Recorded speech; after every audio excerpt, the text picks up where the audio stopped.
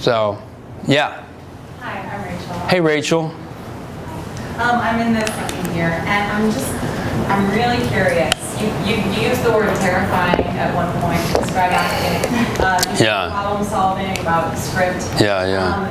And I'm just wondering if you do love the struggle. Yeah. If you always loved the struggle. If there was a point when you kind of started to find it fun. Are there times where you're just kind of like, I don't want to fucking do this anymore, or like, or now just like it's always an adventure? I think I've always loved, I think I like acting. I don't always love things that surround acting, but I like acting. But sometimes there are, anxiety is a tough thing. I mean, it's good to, it's good to work with your friends on auditions and read stuff out loud. Michael and Ivan and I work on stuff together, working stuff with Terry, and, during Confessions of a Dangerous Mind, a movie about Chuck Barris that George Clooney directed, and Ivan would come over. I was subletting a loft on Broome Street, and I'd coach with Terry, and Ivan would come over and read, and I'd literally have like anxiety attacks, and I'd have to stop reading.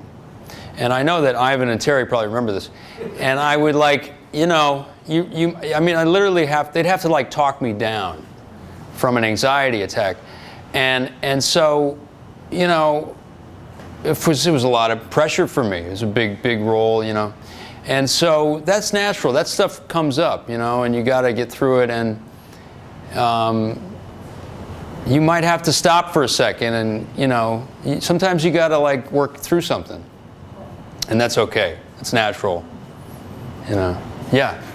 Hey Sam, Philip. Hey man. Hey, how's it How's going? it going? Good. I'm enjoying, listening to you. Mike, let's get to the question. As Terry would say. My question for you is specifically... That was like a 3-moment exercise. You were reading me. Yeah. So my question is, I love your work. Thank you. Heist and Moon. And I think the one thing that I really see in your work is the confidence and belief you have in what you're going to do.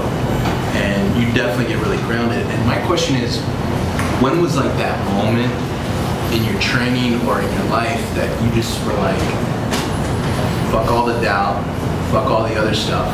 This is what I'm doing. This is what I love. And I can be good at it. And what do you do to deal with doubt and fear when it comes up? I think you have that moment over and over again. I think you have it over and over again, and you have these little epiphanies along the way, and you have doubt, and then you kind of go. And I think it's important to force yourself to go see theater and see a lot of movies. I know there's a lot of bad theaters, a lot of bad movies. Just force yourself to go. We used to second act stuff when we were broke. I used to rent out the earphones, to the senior citizens and stuff, and saw Serafina like 500 times. But see theater and try to get inspired, and I mean, you get. I think you got to get inspired by other people's work, and seeing John Malkovich do Burn This when I was 18, or Stanley Tucci doing Scapino, or Jeffrey Wright and Top Dog, Underdog, and Phil Hoffman in True West and Death of a Salesman. So many things over the years. Cherry Jones and Laurie Metcalf, great actors. I saw Denzel in Raisin in the Sun recently, and I was just blown away by his relaxation. And I think. That stuff, you got to watch those movies, and so you have a standard, and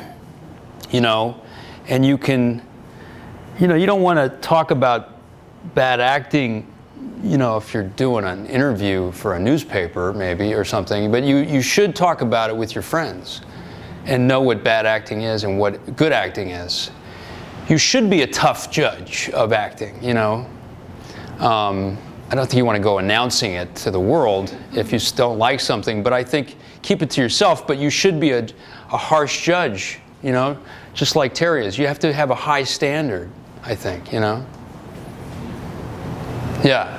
I was wondering, kind of to what you point before, when you're picking a project, because you know we're talking about saying no and an emotional reason for picking it.